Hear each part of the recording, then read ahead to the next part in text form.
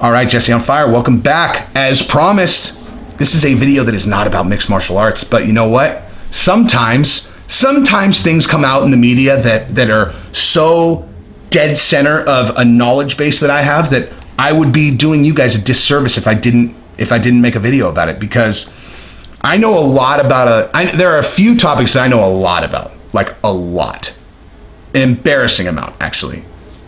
Nuclear weapons, UFOs, the American Mafia, okay? Like, I've literally read, like, every good book ever on the American Mafia.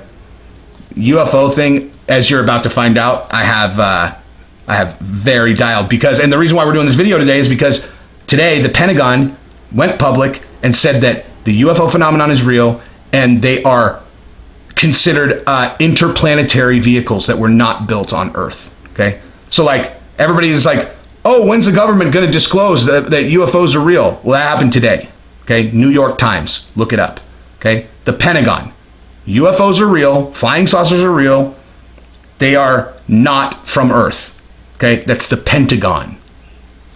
So, case solved, right? And this is something that I've known for 15 years, and I'm going to talk about it on this video because now that we know it's real, I'm going to tell you guys about a few of the how I knew from there, because there's a handful of cases. You have to be able to sift through so much bullshit in this particular topic.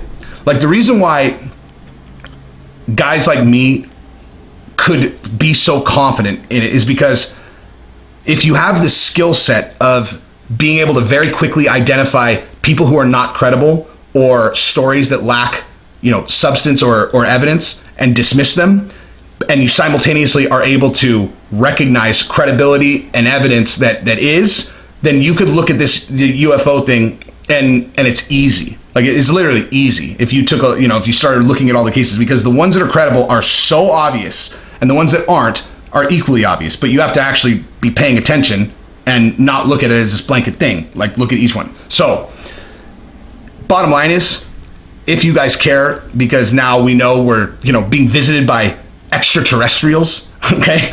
Now that we know that that's happening, I'm going to tell you guys about, a handful of these cases that are so fucking crazy, because these are, now that we really know they're true, these are how I knew that this whole phenomenon was true. Now, if you like the channel, subscribe and ring the bell, but let's do this thing. All right, so first of all, let's start with the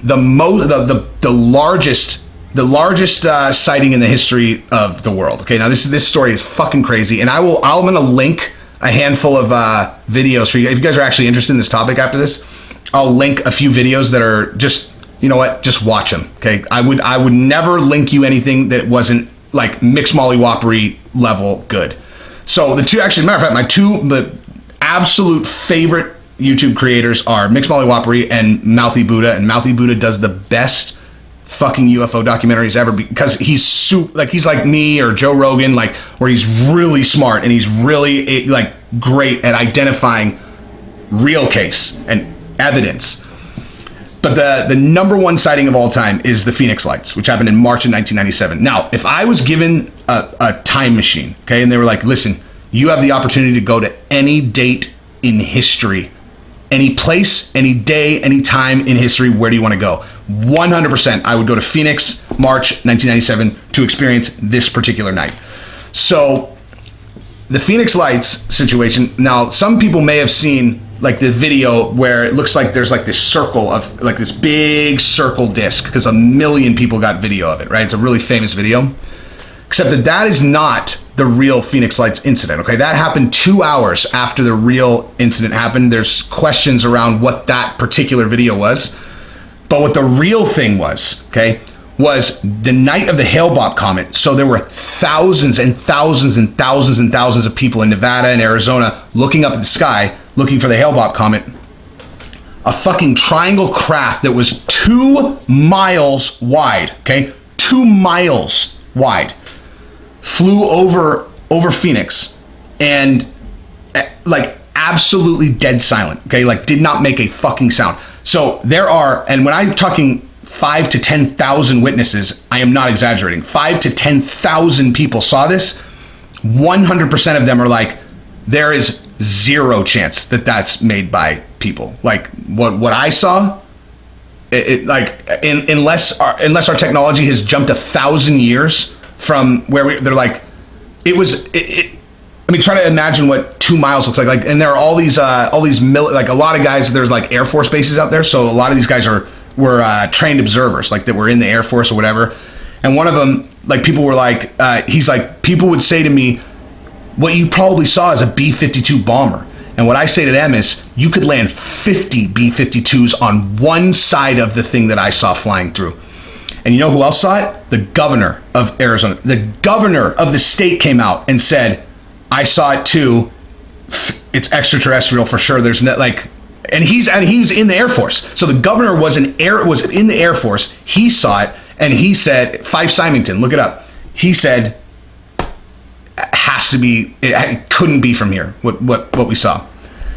And the universal thing that all of these stories have is that when you watch like the, you know, hundreds of witnesses. Well, first of all, hundreds of witnesses that you can watch for this particular one, but like on the other credible, you know, stories about this, the thing that they all describe that always sticks out to me is they all go, it was dead silent. Like where these crafts move and they make no noise, none. And it's like, it mind fucks people so hard because you're not used to seeing things able to like move without making any noise. And they move so fast, like they go way faster than any kind of, you know, airplane would go.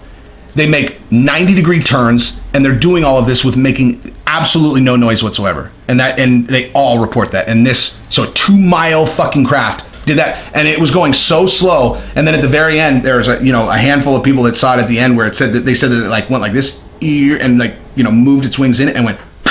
And they were like, it was gone. Like if I would have blinked, I wouldn't have seen it. It was over the horizon. Like, so that's the most famous sighting because the most people saw it. Okay. But the sightings that really will blow your mind are the one, well, that one actually will completely blow your mind if you don't just listen to me, like watch one of the videos that I'll put down there. But here's the thing. The UFOs or the whatever the fuck these things are, like whatever they are, okay? They're not the Chinese, they're not the Russians, okay? Wherever they're coming from, whether it's like another planet or like time travel, I have no fucking idea. I have no idea what they are. But wherever they're coming from, they are very interested in our nuclear weapons. Okay, so there are literally hundreds, okay? Hundreds, and I will link this below too. Hundreds of current or former Air Force, high-ranking Air Force people who are in charge of guarding our nuclear weapon bases, okay? Our ICBMs. So like, you know, so like say like Luke Air Force, right? Or Luke Air Base. Luke Air Base it's a ICBM whatever. Like it's where we have all our ICBMs, okay? Intercontinental ballistic missiles. So those things, if we get into a nuclear war, you know, there's someone underground that goes goes into the atmosphere. So these missiles go into the atmosphere. They fly over Russia. 10 independently targeted nuclear warheads will break off of this fucking missile, and they'll just go down and they'll go, that city, that city, that city, that city, that city, that city, that city. They'll just evaporate 10 cities. Okay, so we're talking one missile will evaporate 10 cities. That's how advanced our nuclear weapons are. It's a totally other video.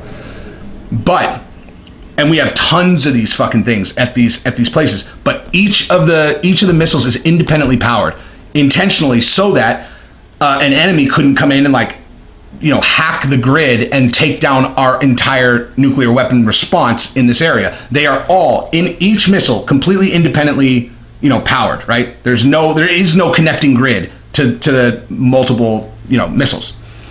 And over and over and over and over, I mean, countless times over the last 50 years, there are these, I mean, the absolute most credible people these are the people who would launch our nuclear weapons if we got into a nuclear war, okay?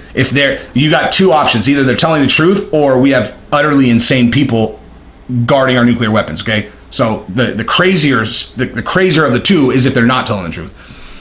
But they would report flying saucers would come over and they would hover over our ICBMs and shut them all down. like just shut them, like they would shut all of them down, like just shut them down, which is impossible. Okay, like impossible because they're not on the same grid. They didn't and they were doing the same thing to the Russians too. So the Russians have now come out and said that they were doing the exact same thing. They had an incident where it started a launch sequence, and they were able to shut it down. But but yeah, so like the nuclear weapons basis is like the ultimate hotspot for UFOs. Like they come there and they fuck with our stuff. Again, I'm sure to people who don't know anything about this probably sounds completely crazy and made up. Again, keep in mind, the Pentagon today came out and said it's 100% real. They're not from Earth. Okay, so that's a given. Okay, so now what I'm telling you is these are the stories that have come out, which is why they have to go public, because so many military people have come out and told this shit now that they're like, it's ridiculous for them not to admit it. Okay, so then you've got what's another good one? You have the Nimitz, the Nimitz Tic Tac. I believe the Nimitz is the Tic Tac one, where you have a Top Gun pilot. You have two Top Gun pilots. You have a Top Gun pilot, his co-pilot, another Air Force plane with him. They're flying out over the ocean near San Diego. They see a disturbance in the ocean, and there had been these things all over the radar that were going from 80,000 feet down to like sea level in like a millisecond, and they had been all over the radar for weeks, and they like couldn't figure out what they were. They're like, just go check them out, go see what's out there, see what these blips are. And so they go out, they see like a disturbance under the water, which looks like, they said it looked like a big seamount. It was probably about the size of like a 747 underneath the water. And when they get down closer, there's like this tic-tac shaped craft that is hovering above this disturbance and is like bouncing around in the air. Like it's flying, but it's moving in ways that are fucking impossible. Like they're just like, no, okay, nothing flies like that. Like, what is it? So they go like this, they go down towards the tic-tac and the disturbance. And as they get close, it's like the tic-tac saw them, the tic-tac mirrored them, like mirrored their flight, and then went. And when you talk to like this guy was on Joe Rogan, he's been all over the place. And when people ask him, they're like, how fast do you think it went? He was like, bullet out of a gun. He's like, there's no way to even estimate it. He said it went from 0 to over the horizon in maybe 1.5 seconds. Like, he's like, there's no way and they're like, well, what do you think it was? He's like, extraterrestrial. He's like, there's no chance that this was technology that humans have. Like, he's like, just impossible, like 100% impossible. Nothing can move like that. Whatever was, as we understand physics, anything inside of that thing would have like evaporated. You can't do that. You can't move that fast. There's no making no sound again. So there's that one. There's another one that there's the video of the flying saucer. There's a video of a flying saucer, which was another military thing. It's flying and then it stops in midair, rotates and goes like this, and then the video cuts off. You can look that one up on YouTube. There's another one from well, this is actually interesting. So if you know who Bob Lazar is, I mean, I don't know if this might be like if you're a UFO person, all of this is probably incredibly redundant. But if you're not, and you're listening to me and you're looking at me, you're like, Jesse's a pretty credible source of information and this is all new.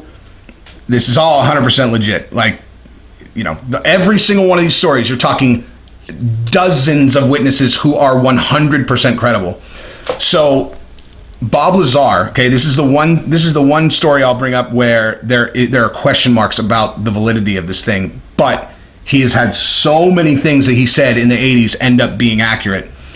So Bob Lazar in the 80s, the reason why we know what Area 51 is, okay, no one even knew what Area 51 was, but this guy came out and went in the press and said that he had been working on alien technology at a place called S4, which was a hidden base on Area 51.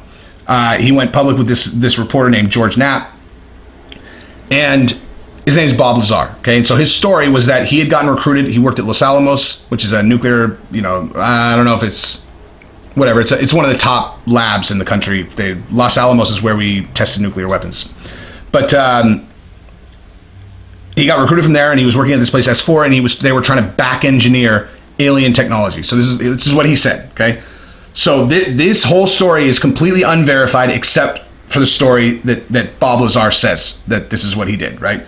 So again, This is the only one where I will give that, like, maybe not. He seems incredibly credible, but there's no verification. It's just one guy. And he said that he worked at this place and they were trying to back engineer alien technology. He had no idea how they got these crafts, but he described how they worked. You know, and like, so when he was proving that it was legit to the reporter, he was like, how about if I take you out on the night that they do test flights? And they're like, okay. He's like, okay, they do them Wednesday nights because that's lowest traffic.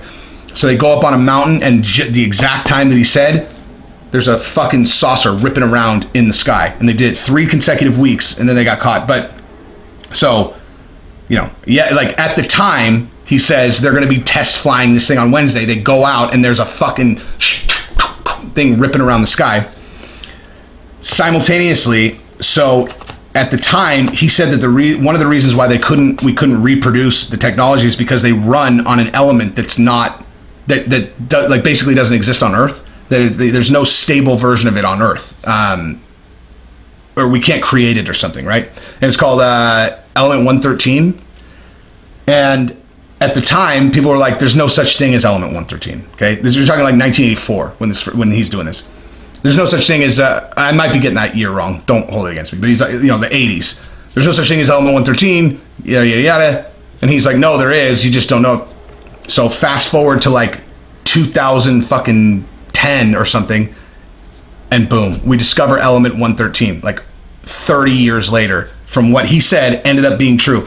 Another thing, when he was describing getting into S4, he described this biometric like hand scanning system, where what he said is the way that you get in is you put your hand on it and it scans the length of your bones. Like, it identifies you by the length of your bones. This is from the 80s, right?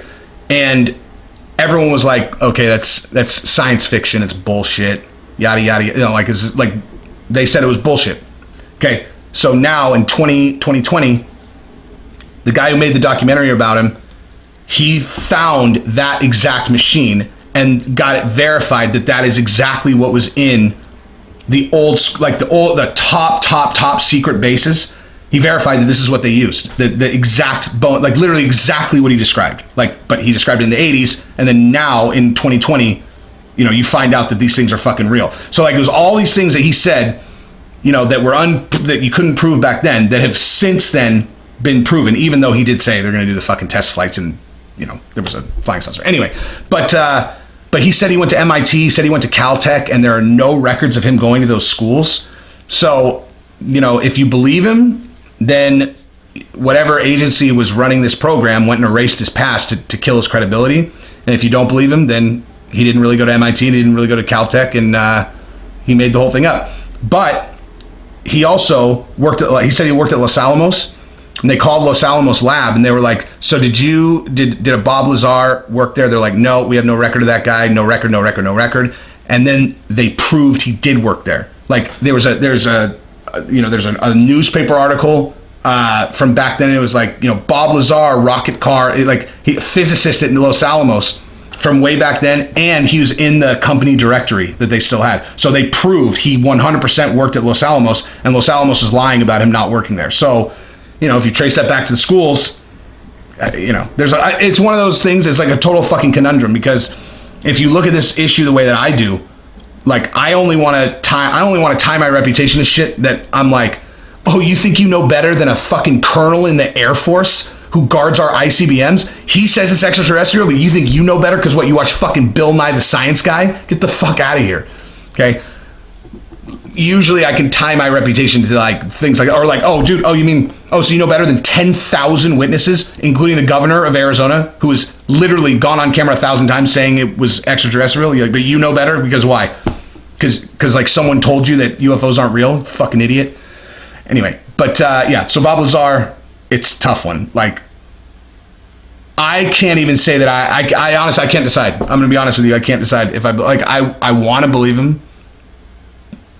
I want to believe him, but like I have a pretty regimented way that I analyze these particular stories, and he doesn't check all the boxes. So I certainly don't. I certainly don't disbelieve him, but I can't say that he falls. I believe him.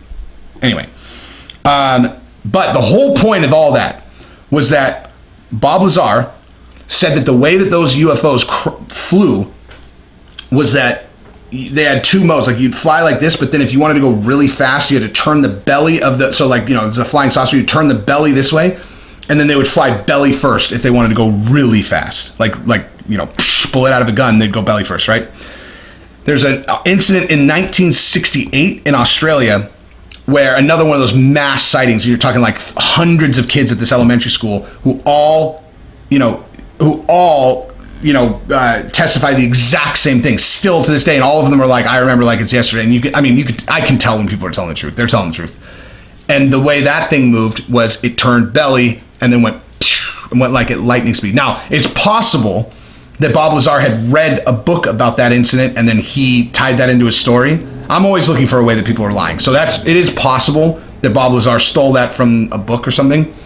But in the video of the UFO that I was talking about initially, like the one where it stops and then rotates, it stops and then rotates belly first and then the video stops. So, I mean, I don't know, man. If they do like a full disclosure, it's possible that the reason they cut the video off right there is because that thing was about to fucking shoot off at the speed of a gun.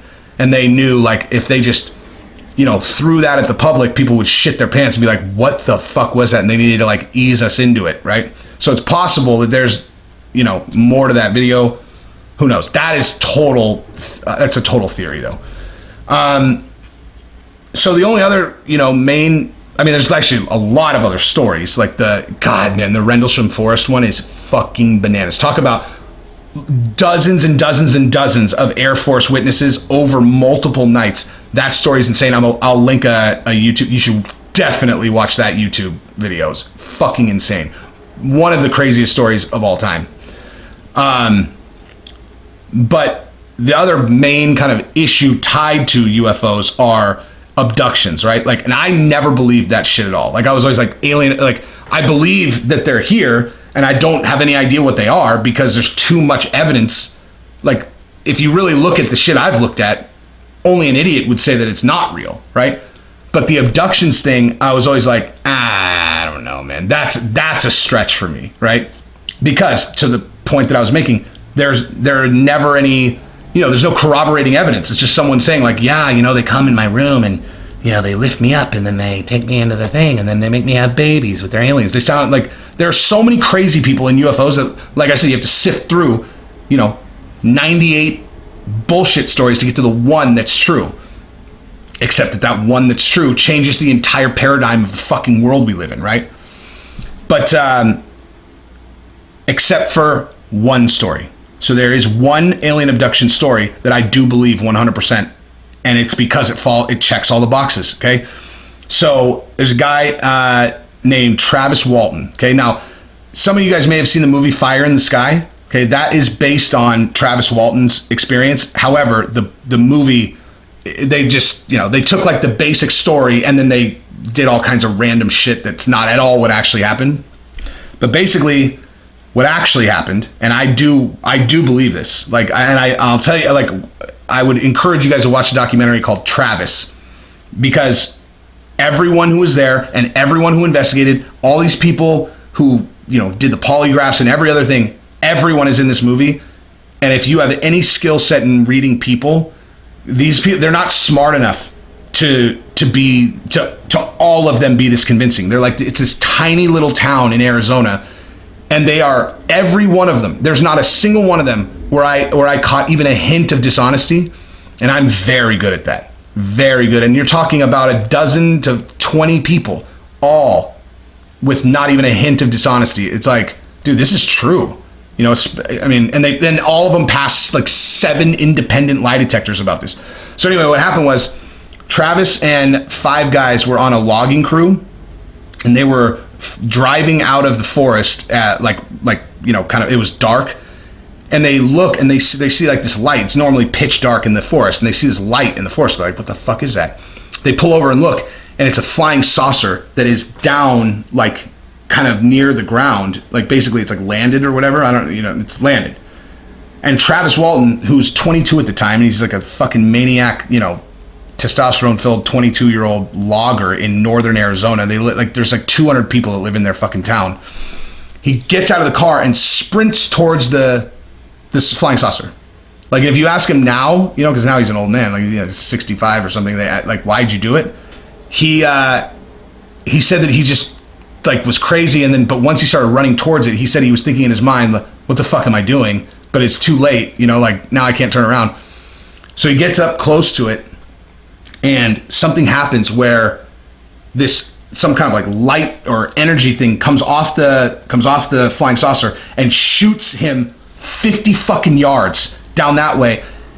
He has 5 people in the car who are in the truck that are watching this. All of them saw it. All of them passed a million lie detectors. Okay, and they said that he shot across 50 yards and landed in a crumple as if he had no bones. They thought he was dead 1,000%. They said no one could survive that. Like, no one could survive what happened to him, and like it was some kind of energy charge that hit him because he was so close.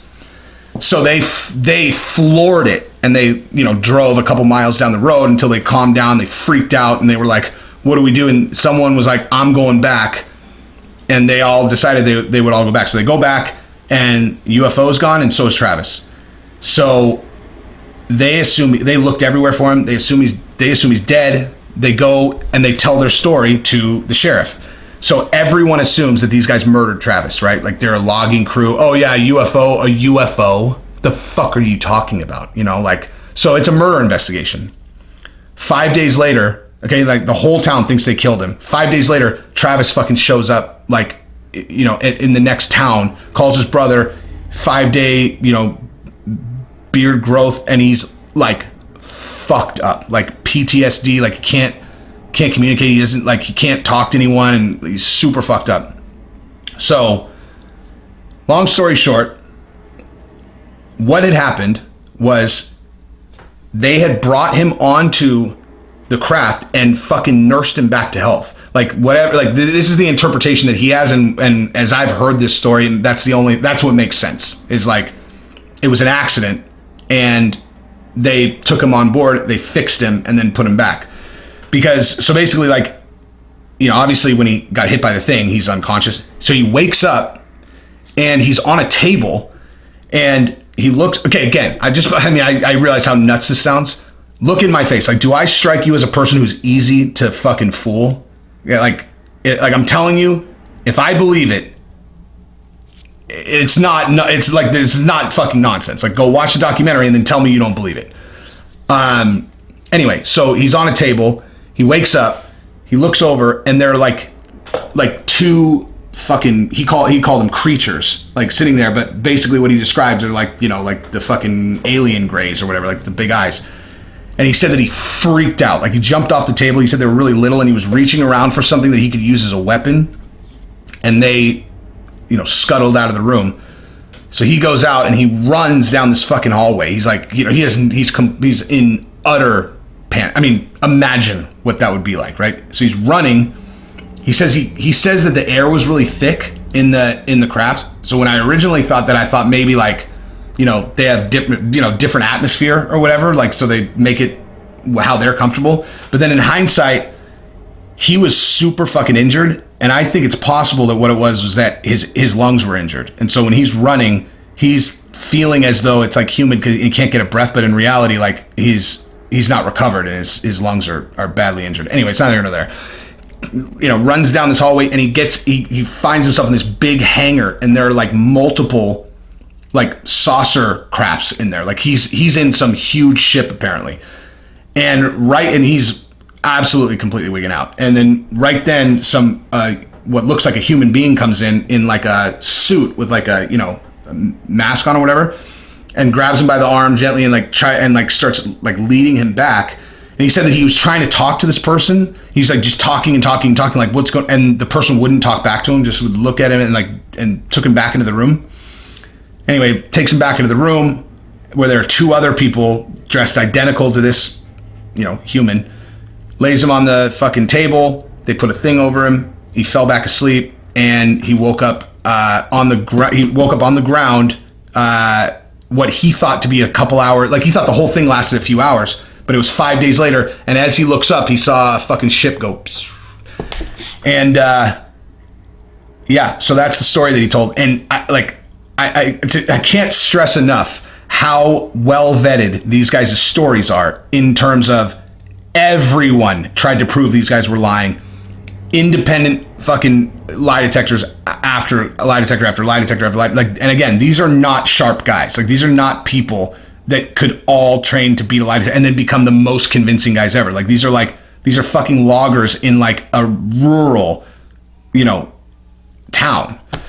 And in the documentary, the one of the last scenes, they go back to the scene, and it's Travis and this other guy, and he's describing how it had happened. He's like, you were right there. He's like, and you shot all the way across, over there. And I was already, 99% that this was true, but watching them interact at the thing got me to 100. I'm like, this is genuine. Like, this is how a person would, tell a story about a thing that a dude would, I believe him 100%. So anyway, the bottom line is the Pentagon, I could have had this conversation with people anytime in the last 5 to 10 to, certainly at all of these in the last, call it 3 to 5 years. And anyone would have looked at me and been like, hey dude, any other conspiracies you want to tell me about? You think, who you think killed JFK? I'd be like, yeah, that has nothing to do with anything. I'm just not a sheep that watches television and has the box tell me that UFOs are for crazy people. I'm like, oh, that's the most credible source ever. And so I can make my own mind up about things, like an original thinker. So on the day that I was proven fucking correct, I'm going to do a video about it. Okay. Not that I had any doubts about it anyway, but the fact that they're verifying it now, I'm doing the video. So I highly encourage you guys to watch the videos that are in the description, because if you've watched this far, then this is obviously an interesting topic to you. And if there are any of these links that are in my description, if you haven't seen them, I cannot stress enough. I will only put the best shit in the descriptions, and I have fire documentaries for you guys to watch. So anyway, that is what I got. Subscribe, ring the bell. Don't break my balls, because I'll fucking kill you. Okay? I know it sounds crazy, but it's true. I wouldn't really kill you. Jeez. I'm getting defensive for no reason. I mean, jeez. So anyway, subscribe, ring the bell. Chat soon. Peace.